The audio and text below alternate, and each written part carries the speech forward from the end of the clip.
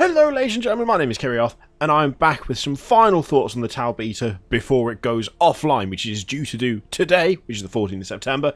So I thought I would just tell you what I think of them, having played a few more hours with them, and I think fairly nicely got to grips with what they do. You will note, however, that I won't be able to talk about the Demiurge Stronghold or Bastion, I believe the other one is, because I had to go for a Recruit Warsphere, which it turns out is pretty damn beastly when you give it some upgrades. So this is my Recruit Warsphere, and it has got shield transfer, it's got repair drones, it's got microgravitic jump, which I feel is really important for this particular vessel because of the way it manoeuvres, which I didn't know how it worked when we first looked at the Tau, but I do now, so it's fine. And a supercharged void shield. This thing is a right tank, and it is awesome. I also have a level 6 protector, and a level 3 protector, and a few decent light cruisers as well, and I've upgraded my most used frigates. So Tau are actually really interesting, and I'm really enjoying them so far. So what I'll do is I'll just jump into a couple of games.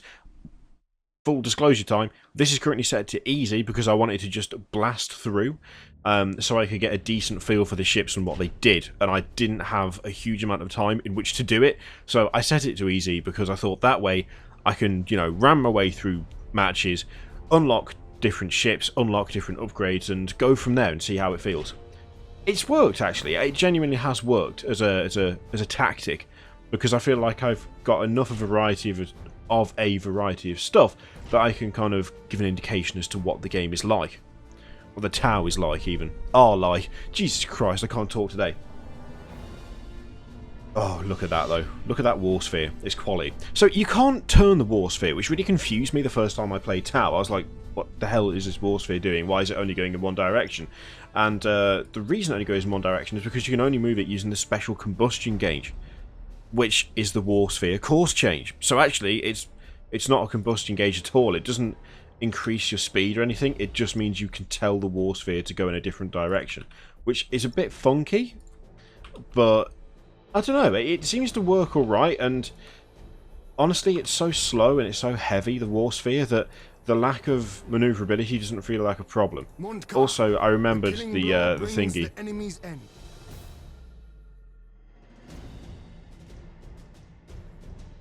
I think we'll stick with the Moncal on. So I've started picking a doctrine because I totally forgot when we first had a look at them.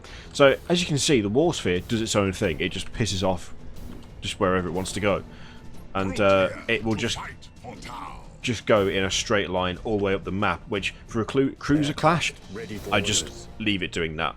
Things like data recovery or escort missions, I just don't take the Warsphere because it's useless when you need to be quick and manoeuvrable and reposition. Luckily, you can still use the Warsphere in terms of setting a direction through the ships so that they will go alongside it as opposed to ramming into it or getting stuck behind it, which I did find was happening a little bit when I first started using it. Okay, so we know that it's chaos. They're moving fairly quick. Those are moving slower, so I want to know what those are. So, other stuff what I didn't know at the time. I was confused as to what the Seeker missiles were. They're basically torpedoes. They are like the torpedoes that Chaos get, that the Space Marines get, that the Imperial Navy get, except they are target seeking. So they have quite a big advantage because you can just fire them off and they will eventually hit the ship that you're aiming for most of the time, especially if you do it head on. It just reduces the chance of missing in a head-on engagement, which is really quite strong. I mean, this little bastard here, because they're only just like 30 seconds out, I'll chuck a few his way. I mean, I can fire this lot at those, and the chances are they will hit. Oh, that's the other thing. I want to set these to 12k because they've quite the range. Oh yes. See, if you look here, look at that. They they don't really miss. Okay, and again, and again. And we'll do it again, and something's just died. I'd imagine it's something that the Warsphere hit. And yes, they are just sitting there shooting because, well, they've all got front-facing guns. And it works. stick their supercharged void shield up. Now, this thing also has a supercharged void shield, which we will use now. That'll be dead in a second, and we can go after that. In fact, let's go after that right now.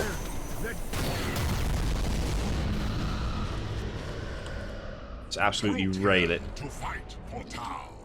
Okay, go after that thing. We can ignore that.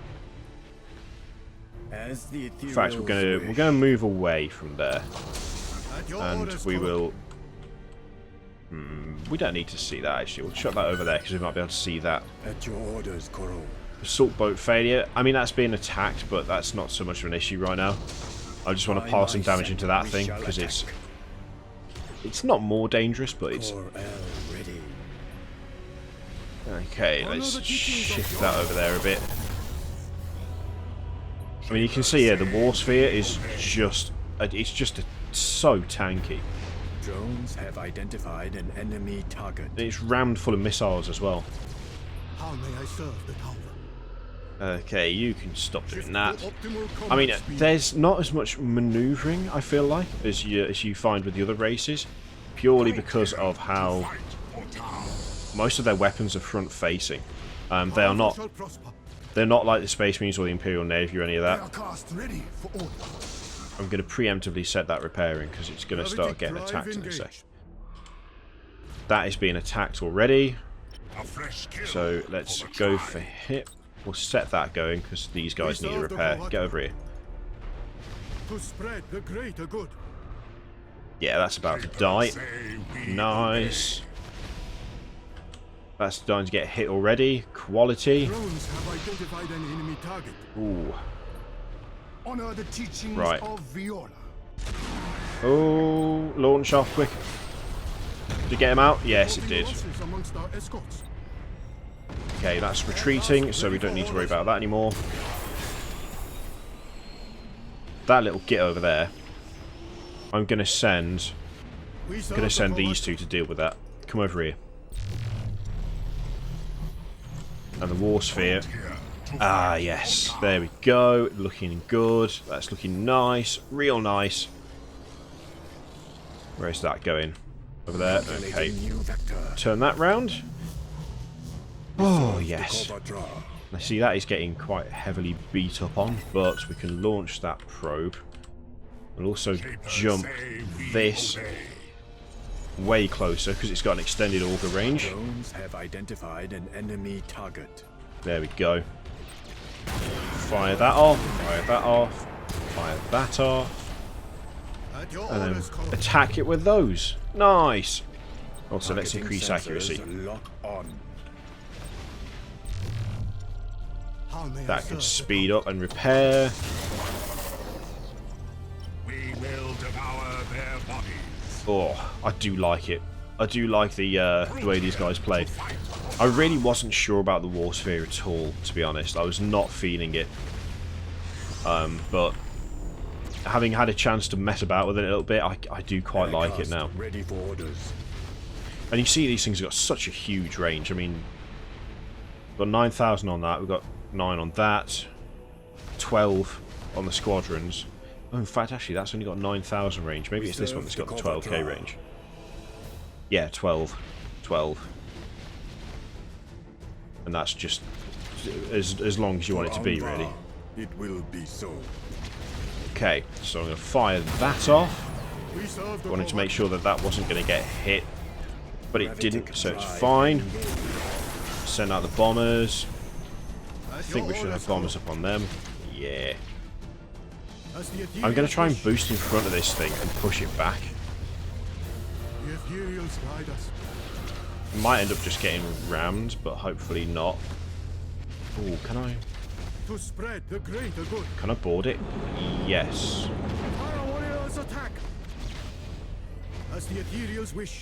Well, the only problem with the water is it's easy to forget what it's doing.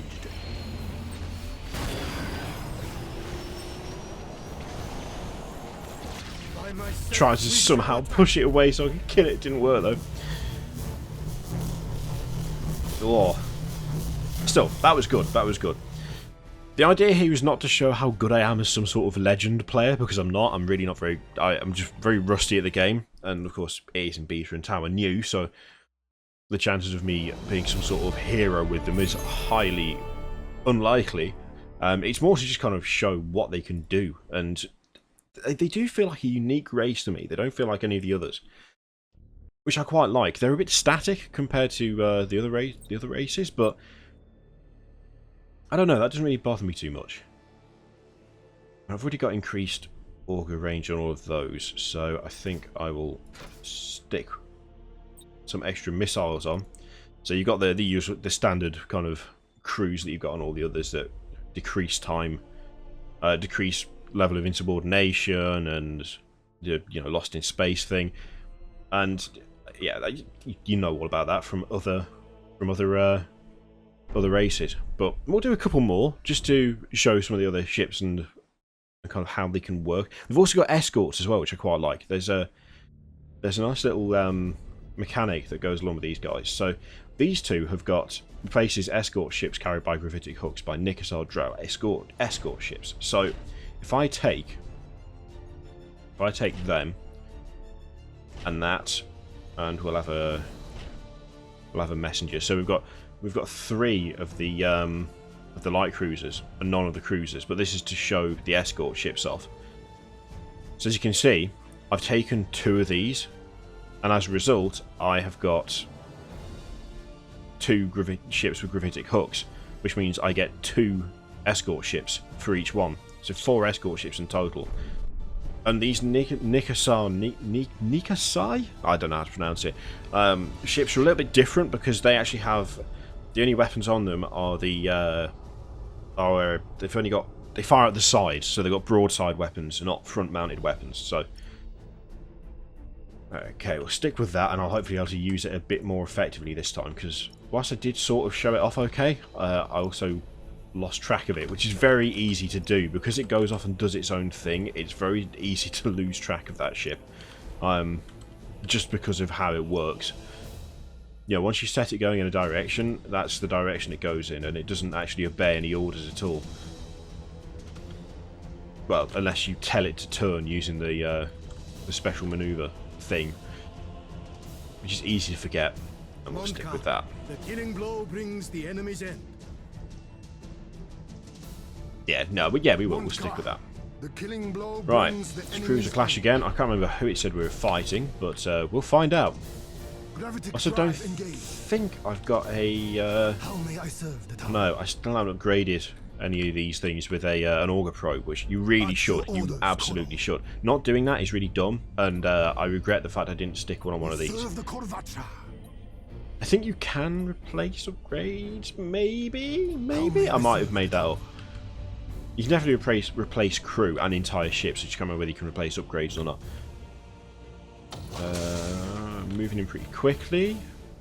That sounded... What did that sound like?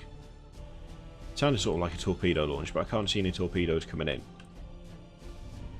Once you get used to it, I really do like this this crew warsphere, especially the way I've got it set up. It's very much a support vehicle, but it's just dead tanky. It's dead tanky, and it can protect the rest of your ships. So yeah, look, these guys have got broadside weapons, so you want to set them to fire from the side. It's only got a range of, I believe it's 6,000. Yeah, I mean, really, I could do with upgrading that next time I level up. Aircraft ready for orders. This thing actually does have a pretty good range. It's still frontal, kind of, but I do quite a lot of sitting and waiting with these. I don't tend to charge in because the strength lies in like a huge full frontal attack. It feels to me anyway. Apart from these, obviously, but the rest of these ships are all about a massive torrent of firepower very quickly because they're so weighted for frontal attacks. Drones have identified an enemy target. See? So what have we got here? Ah, the iconoclast. Okay, it is chaos. We will search it out. That is that's pretty dead. Got those. And we're going to send these over here because they are Oh, get out of there. By my scepter, we shall attack. Go on. Drones have identified an enemy target. Oh, yes. Aircraft ready for Oh. orders. Get some of that on the go. Get some of that on the go. Place his shield. Right, boys. Go for it. Prepare. Oh. Guiding weapons to target. Come on, attack. What are you doing? They are really quite strong as well, those things. Okay. So, now we've got these. How may I serve? Oh. Oh yeah, I forgot he doesn't have that. Instead he's got launch bays. Chuck the shield on that. Throw out the repair drones. That thing is nearly repaired, so we will send him in. And you can see these things they're pretty damn good for what they are. They're just relentless, and because you get them in a decent number, like there's 4 of them, and they're just really annoying. They don't stop. This thing can perform lightning strikes, but because it's so slow, I find it very rare that I actually get to use it. It's only when something's daft enough to get close that I tend to get a chance to actually lightning strike something. There we go. So that's done now. That ship. Calculating new vector. For Anva, it will be slow. Aircraft ready for And orders. that thing is nearly dead. Already taken out the engines, which I keep forgetting to do as well. At your orders, I got really well into the habit of actually picking out subsystems to destroy, and I haven't done it once since I started recording this video, which is really frustrating because I have been doing it. Microgravitic jump, so we'll send that over there. Aircraft ready for orders. And then we'll send this over here. Start boosting. Oh, it's looking pretty good. It's looking pretty good. This thing is such a monster. It's not, as I say, it's not vastly powerful. I'm not like, oh, this thing is going to single-handedly murder everything. But it just has such staying power when you give it the stuff I've given it. It really does have really good staying power, and it's God, just give it all. No, can you lightning strike? Yes, you can. Nice. We serve the Corvatra. Oh, we can't. Oh, that is nice. Come on, one last shot. Just take that. That's fine. I mean, I'm honestly really enjoying the Tau. I'm looking forward to the final release of them. I haven't managed to unlock the battleship for them yet, but the ships I have used, I'm impressed with. They don't feel quite as stressful as some of the other races to play. Like Orcs are massively stressful when I play them, and in fact, Imperial Navy weren't so bad. Chaos was very much sort of orbit 12k away and just shoot. Tau have a very different feel to them, even though I guess in a way the tactics are sort of similar. Oh, look at that. Another upgrade on this. Oh, excellent. In fact, I think I might do a bit of... what have we already got? I mean, that's really quite... I do like that, but... Things like up in the shield feels like a good idea with these guys. Anyway, I won't get into that now, because you can... Once these are released, you'll be able to see all of these and go through them all yourself, and reading them yourself and going through them yourself will give you a better understanding than me sitting here trying to read all of this stuff out to you. But that is the last day that you can play the Tau beta. I've had probably about maybe 4 or 5 hours with them, just messing about. I haven't gone in like PvP, I haven't gone mental or anything. Just been messing about, trying the different ships out, trying different configurations and stuff, and I'm actually really impressed. I really like the Tau. I think they've been implemented quite well, and at first I hated this. I hated the Warsphere, but now that I kind of know roughly how to use it, I think it's actually quite a strong ship, especially in stuff like Cruiser class, because the enemy have got to come after it, but it's quite the survivable thing. So there you go. That is the last day of the Tau beta. They seem pretty damn good. Thank you very much for watching, and I'll see you next time. Toodaloo.